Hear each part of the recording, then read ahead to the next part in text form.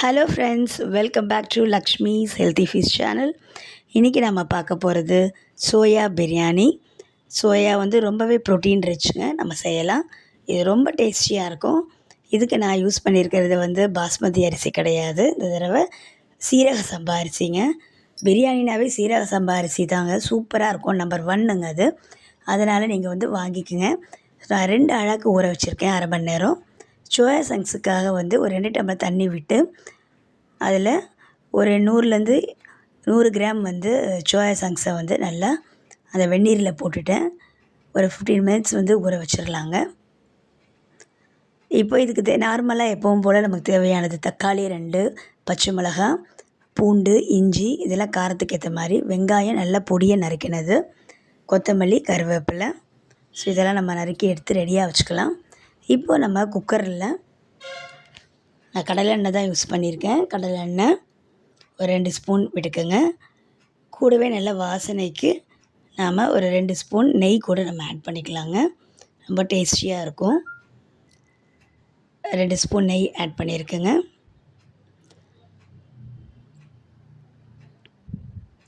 பாருங்கள், இப்போ நல்ல வாசமாகவும் இருக்கும். நல்ல சூடானதும் நான் பட்டை ஆட் பண்ணியிருக்கேங்க. பட்டை நல்லா பொரிஞ்சு வரும்போது பாருங்கள், சோம்பு ஒரு ஸ்பூன் போட்டிருக்கேன். சோம்பு வெடித்ததும் நம்ம எடுத்து வச்சுருக்கிற பூண்டையும் இஞ்சியும் நல்லா தட்டிக்கலாங்க. ஸோ அரைச்சி போடுறதோட அந்த டைமில் நம்ம தட்டி போட்டோம்னா ரொம்ப டேஸ்ட்டாக இருக்கும், வாசமாக இருக்கும். ஸோ இதையும் சேர்த்துடலாம். இது நல்லா பொரிஞ்சு வரும்போது இப்போ நாம் பச்சை மிளகாவை சேர்த்துடலாங்க. பச்சை மிளகாய் நல்லா 2ஆக உடச்சி போட்டுடலாம். ஸோ இந்த வாசம் பார்த்திங்கன்னா ரொம்ப ரொம்ப சூப்பராக இருக்குங்க அந்த வாசம். ஸோ இதை நல்லா கலக்கிட்டு கூடவே நாம் பொடியை நறுக்கின நல்லா வெங்காயத்தையும் நம்ம சேர்த்துடலாங்க. பாருங்கள் எப்படி இருக்குது.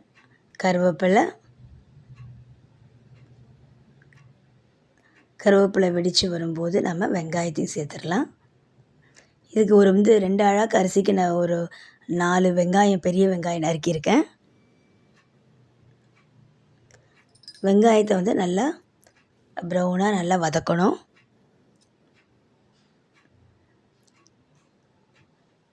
இப்போ பாருங்கள், இந்த வெந்நீரில் போட்ட அந்த சோயா சங்க்ஸ் நல்லா உப்பி வந்துருச்சு. ஸோ இது நல்லா சூடாக இருக்கனால நம்ம முதல்ல இதை தனியாக எடுத்துக்கலாம். தனியாக ஒரு தட்டில் எடுத்து வச்சுக்கலாங்க. ஸோ எல்லாத்தையும் தனியாக எடுத்து வச்சுட்டு இப்போ இந்த சோயா சங்க்ஸை ஆட் பண்ணுறதுனால கொஞ்சம் உப்பு காரம்லாம் கொஞ்சம் எக்ஸ்ட்ராவாக ஆட் பண்ணால் நல்லா ஊறி சூப்பராக இருக்குங்க. ஸோ அதை நல்லா ஆற வச்சிடலாம். அதுக்குள்ளே பாருங்கள், வெங்காயம் நல்லா வதங்கி வருது.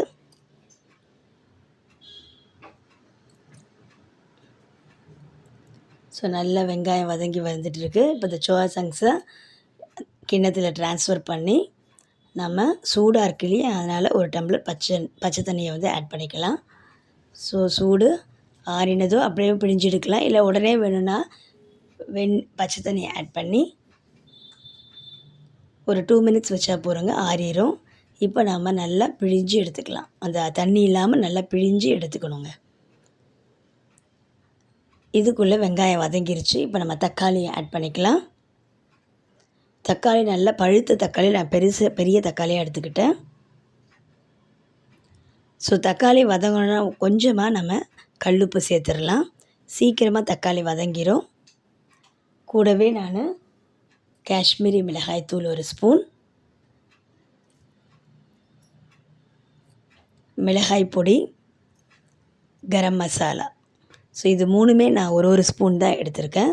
ஸோ உங்களுக்கு காரத்துக்கு ஏற்ற மாதிரி நீங்கள் கூடவும் எடுத்துக்கலாம் மிளகாய் தூள் வேணும்னா. ஸோ காஷ்மீரி மிளகாய் பொடி பார்த்திங்கன்னா உங்களுக்கு நல்ல கலர் கொடுக்கும். பாருங்கள், நல்லா இந்த சோயா சங்க்ஸை நல்லா பிழிஞ்சு நம்ம எடுத்துக்கலாம். ஸோ இந்த மாதிரி சோயாவில் பார்த்திங்கன்னா நல்ல ப்ரோட்டீன் ரிச், குழந்தைங்களுக்கு ரொம்பவே அவசியமானது.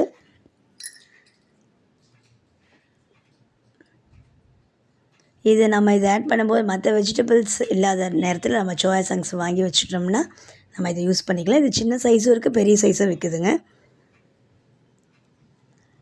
பாருங்கள். ஸோ இது நல்லா ஆறிடுச்சு. இப்போ நாம் இங்கே பொடியெல்லாம் போட்டு நல்லா மசாலாவும் ரெடி ஆகிட்டே இருக்குது. இது கூட நம்ம இந்த சோயா சங்க்ஸை சேர்த்துடலாம். சேர்த்து நல்லா கலக்கி விடணும்.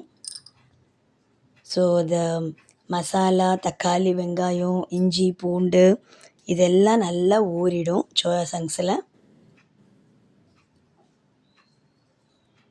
இப்போ வந்து கல் உப்பு நம்ம சேர்த்துடலாம். 2 அழாக்கு அரிசிலேயே அதுக்கேற்ற மாதிரி நம்ம கல் உப்பு சேர்த்துடலாம். அதுக்கு முன்னாடி ஏற்கனவே கொஞ்சம் உப்பு சேர்த்துருந்தேன். ஸோ அதையே வச்சு நம்ம சேர்த்துடலாம்.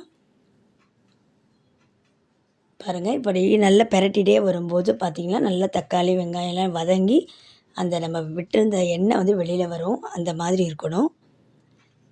ஸோ இதுக்கு வந்து நான் 2 அழாக்கு அரிசி எடுத்ததுனால ஒரு ஆழாக்குக்கு வந்து ஆக்சுவலாக அது சீரக சம்பா அரிசி நான் 1/2 அன் ஹவரே நான் வந்து ஊற வச்சுட்டேன். ஸோ அதனால் வந்து ஒரு அழாக்கு அரிசிக்கு நம்ம 2 அழாக்கு தண்ணி விடலாங்க. ஸோ ஒரு டம்ளர் அரிசினா 2 டம்ளர் தண்ணி. அதுதான் ரொம்ப ரொம்ப இம்பார்ட்டண்ட்டு. அப்போ தான் நமக்கு பிரியாணி வந்து நல்லா பலபலன்னு வரும். ஸோ நான் 4 டம்ளர் தண்ணி விட்டுருக்கேன். இதுக்கு தண்ணி விட்டு இதை நம்ம நல்லா கொதிக்க விடணும் மூடி வச்சு.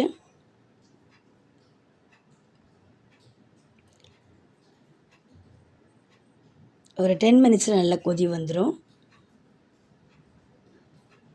சலன்னு கொதிக்கும்போது இப்போ நாம் என்ன பண்ணலாங்கன்னா, நம்ம ஏற்கனவே நம்ம அந்த ஊற வச்சுருக்கோம் இல்லைங்களா, அந்த அரிசியை எடுத்து நம்ம இதை சேர்த்துடலாம். கொதிக்கிறதுக்கு முன்னாடி போட்டால் நமக்கு தம் பிரியாணி மாதிரி கிடைக்காது. நல்லா கொதி வந்த உடனே இது மாதிரி கொதிக்கணும். ஸோ கொதிக்கும்போது நாம் வந்து இந்த அரிசியை சேர்த்துடலாங்க. இப்போ பாருங்கள், அரிசியும் இந்த தண்ணியும் ஒரே மாதிரி ஓரளவு தான் இருக்கும்.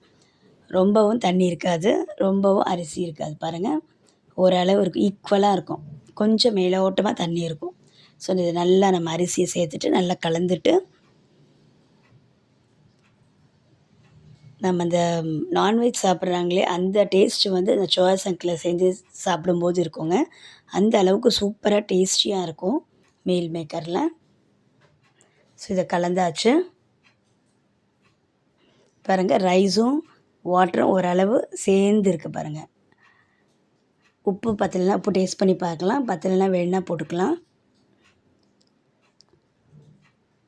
இப்போ நாம் என்ன பண்ணணுங்களா பாருங்கள். ஸோ இப்போ நாம் குக்கரை ஆஸ் யூஷுவலாக மூடி நாம் வெயிட் போட்டுடலாங்க. ஒரு விசில் வந்தால் போதும். ஹையில் வச்சு நம்ம வெயிட் போடணும். அந்த கலர்ஃபுல்லாக இருக்குது பாருங்கள்.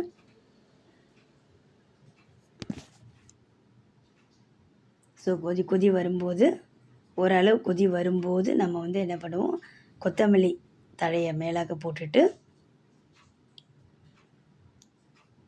நாம் இதை மூடி வெயிட் போட்டுடலாம். ஸோ நார்மலாக சாப்பாடுக்கு போடுற அந்த அளவு வைக்கக்கூடாது. ஒரு விசில் வந்தால் போதும். வெயிட் போட்டு ஹையில் வைக்கலாங்க. ஒரு விசில் வந்த உடனே சிம்மில் வந்து ஒரு 2 to 3 மினிட்ஸ் வச்சா போதும்.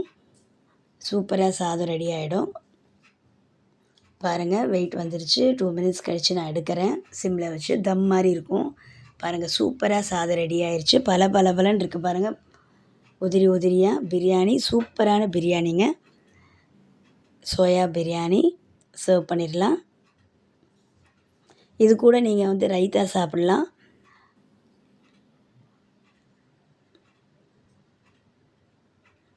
இந்த பிரியாணிக்கு சைட் டிஷ்ஷாக நீங்கள் ரைத்தா வச்சு சாப்பிட்டா சூப்பராக இருக்கும். இல்லை வெள்ளரிக்காய் பச்சடி அந்த மாதிரி எதாவது வச்சு சாப்பிட்லாங்க. நீங்களும் ட்ரை பண்ணி பாருங்கள். நம்ம சேனலை இது வரைக்கும் சப்ஸ்கிரைப் பண்ணாதவங்க சப்ஸ்கிரைப் பண்ணுங்கள், லைக் பண்ணுங்கள், ஷேர் பண்ணுங்கள். தேங்க்யூ.